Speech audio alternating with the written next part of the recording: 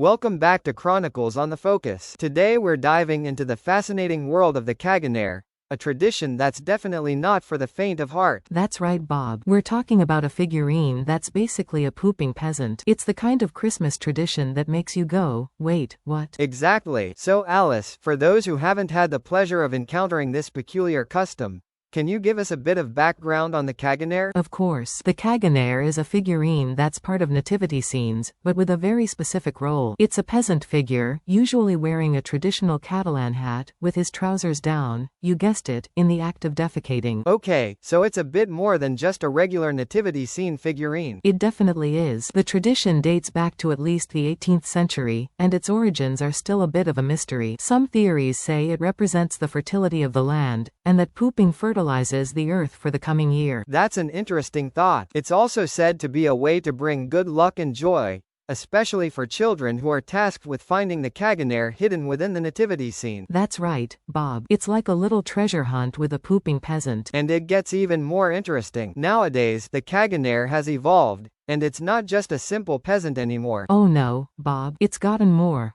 modern. People make Caganer figurines of celebrities, politicians, even athletes. Imagine finding a pooping Donald Trump or a squatting Messi in your nativity scene. It's definitely not your grandma's Christmas tradition. That's one way to put it, Alice. But it's this playful, even rebellious aspect that's made the Caganer so popular. It's a bit of a cultural phenomenon in Catalonia, and it even sparked a bit of controversy a few years ago. Yeah, the Barcelona City Council made headlines when they decided to remove the Caganer from their official nativity scene because of a new ordinance against public defecation. People were up in arms. It's a tradition that's clearly close to many hearts. And, of course, the city council ultimately caved and put the Caganer back in. So it seems, no matter what the ordinance is, the Caganer isn't going anywhere. It's a testament to the power of tradition, I guess. So, Bob, what's your take? Would you include a Caganer in your own nativity scene? Well, Alice, I'm not sure I'm quite ready to embrace the pooping peasant just yet. Maybe next year. But I do think it's a fascinating, and somewhat humorous, tradition. I couldn't agree more, Bob. It's certainly one of the most unique Christmas traditions around, and it definitely makes for some interesting conversations. So there you have it, folks.